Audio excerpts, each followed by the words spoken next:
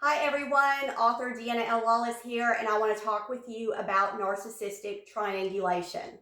Okay, so this is when a narcissist goes behind your back and says something to everybody else that you know, and sometimes people that you don't know, about you as an individual. And you don't hear about it except for through one or maybe two people, and they come to you to let you know that the narcissist is saying it about you. How many of those people that were told this remain silent, and then take on the idea of the narcissist for what they had to say about you? Okay, how many of that happened? How many people actually do that? And this is how a narcissist triangulates entire family systems against the scapegoat. They start up a whisper, and then they go into other family members, and they say something, and there may even be a partial truth that involves it. In fact, there usually will be a partial truth that involves what they're saying, but they magnify it and amplify it to be something that it isn't. And then the other people are looking at you going, well, I know this part is true. So what she's saying must also be true. And again, narcissists are very, to the public, to the outside eye, to people who have never experienced this with her or him, narcissists are very trustworthy individuals. They present themselves very upright standing, and so they're going to be believed. And if you're not, if you are not the scapegoat, to see what the narcissist is doing is impossible. And to the scapegoat, to see what the narcissist is doing, you know that there's something wrong with it because it's being done against you. You know that there are not full truths that are being spoken because it's being done against you. But you know that there's this little gut feeling inside of you that something is not right. But the narcissist doesn't care that you know. They only care what they're trying to accomplish, which is an entire family system turned against you. And my narcissistic mother actually did this to me. Within grandparents, uncles, aunts, cousins, and siblings, and also my own. They attempted to do this with my own children. So I'm going to leave that at that. All right. So let me tell you about a story that occurred in my life that talks about this triangulation. Okay. When some of you who have followed me have heard me talk about how my mother had me committed at the age of 15. When I was younger, grew up wanting to be a journalist. And so I clipped out articles from magazines and newspapers that interested me.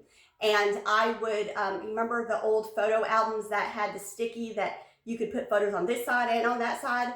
Well, I put the original article on the left side, and then I would rewrite the article as though I was the author, and I would put it on the right side of that article, and I kept a huge portfolio of these things. Well, in that portfolio, there were two articles that were written about death. One of them was because back in that day, there was the uprise of, is Elvis truly dead? So I wrote about that because I thought it was comical. And then there was another one that really broke my heart because I actually, all of my life, have been sensitive, that term. And I put myself in the shoes of the parents who had two sons, and the oldest son killed the youngest son, and therefore the oldest son was placed in prison, and the youngest son obviously was dead. And the mother made the statement that she felt like she lost both of her sons that day.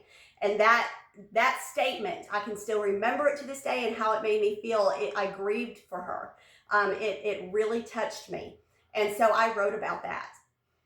My mother took that article and my entire portfolio, and went to my father and however many people she went to and told about this. I have no idea because the rest of them all stayed silent, okay? She went to my father and started whispering in his ear that she had fear that I was going to kill my sister. And so she ended up saying it enough, I guess, where she was able to talk my dad into going and speaking with a therapist on my behalf. Not just any therapist, a therapist in a mental health youth facility, okay, where children are committed for months at a time. And so I'm at school one day waiting for the bell to ring, and my parents pull up and tell me to get in the vehicle, and we were going to go and speak with someone. So I went with them to this place thinking, I need to speak with someone. I have a lot to say, and I get in there and I'm talking to this therapist, and I am outpouring, crying, talking about, my dysregulated emotions with, I'm sure were showing up quite heavily at that moment, talking about all the things that I had been through, all the traumas that have occurred in my life.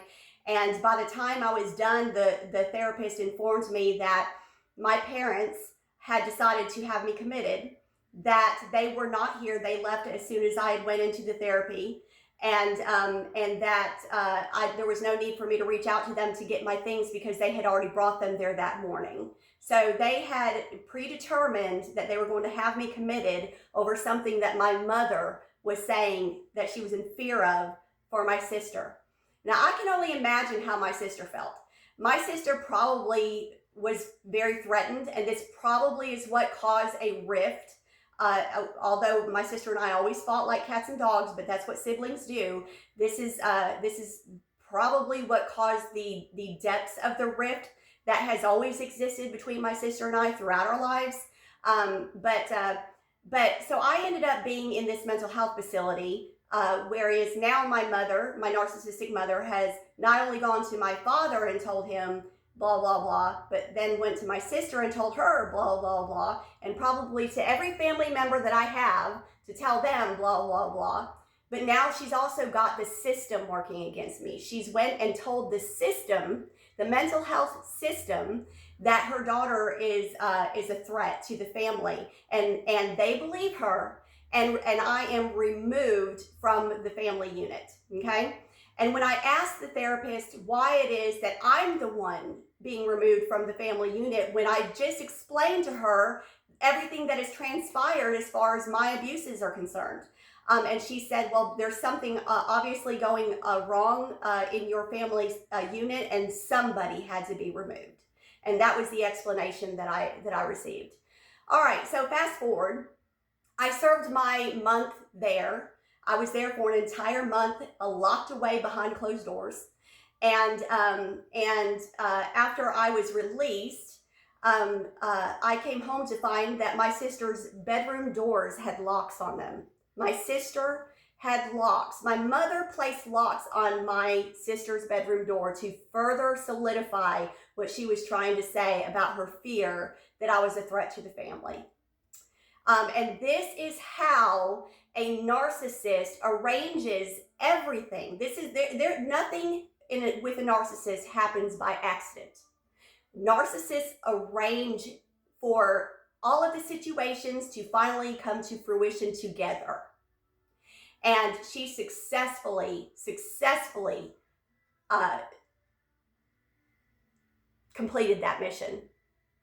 All right, so this has been author Deanna L. Lawless, and I've been talking with you this time about the narcissistic triangulation that occurs and how deep it actually goes. Watch your backs.